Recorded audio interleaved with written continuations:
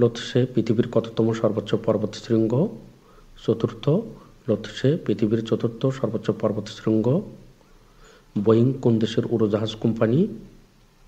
যুক্তরাষ্ট্র। বোয়িং যুক্তরাষ্ট্রের উড়োজাহাজ কোম্পানি। কান চলচ্চিত্র উৎসব কোন দেশে অনুষ্ঠিত হয়? ফ্রান্স। কান চলচ্চিত্র উৎসব ফ্রান্সে অনুষ্ঠিত হয়। সম্প্রতি জিআই পণ্যের স্বীকৃতি পাওয়া মহিষের দই কোন জেলার ঐতিহ্য? ভোলা। সম্প্রতি জিআই পণ্যের স্বীকৃতি পাওয়া মহিষের দই ভোলা জেলার ঐতিহ্য। ডক্টর মোহাম্মদ ইউনূস সর্বপ্রথম কোথায় দরিদ্র মানুষের জন্য ক্ষুদ্র ঋণ কর্মসূচি চালু করেন? জোবরাগ্রাম থেকে। ডক্টর মোহাম্মদ ইউনূস সর্বপ্রথম জোবরাগ্রাম থেকে মানুষের জন্য ক্ষুদ্র ঋণ কর্মসূচি চালু করেন। Line of actual control LAC কোন দুটি দেশের মধ্যকার সীমান্তবর্তী রেখা? ভারত ও চীন।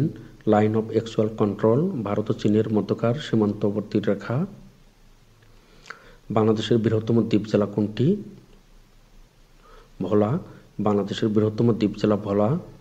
ফুটবলের সর্বোচ্চ নিয়ন্ত্রক সংস্থা ফিফা এর সদর দপ্তর কোথায় অবস্থিত? Switzerland.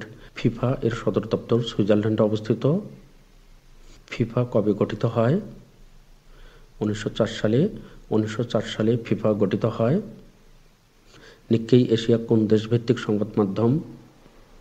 Japan. Nikkei Asia Japan দেশভিত্তিক সংবাদ মাধ্যম। জাতিসংঘ ঘোষিত আন্তর্জাতিক চা দিবস কত তারিখে পালিত হয়? 21শে মে। জাতিসংঘ ঘোষিত আন্তর্জাতিক চা দিবস 21শে মে তারিখে পালিত হয়।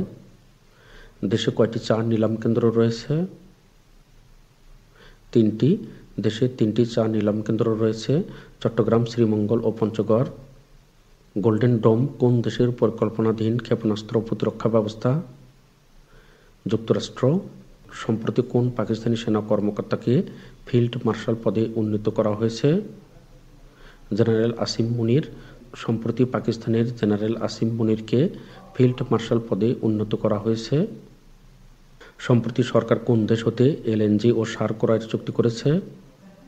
সিঙ্গাপুর ও মরক্কো। সম্প্রতি সরকার সিঙ্গাপুর ও মরক্কোর সাথে এলএনজি ও সার ক্রয়ের চুক্তি করেছে। যুক্তরাষ্ট্র কোন ডিজিটাল মুদ্রাকে প্রথম রিজার্ভে অন্তর্ভুক্ত করে? বিটকয়েন। যুক্তরাষ্ট্র বিটকয়েন ডিজিটাল মুদ্রাকে প্রথম রিজার্ভে অন্তর্ভুক্ত করে।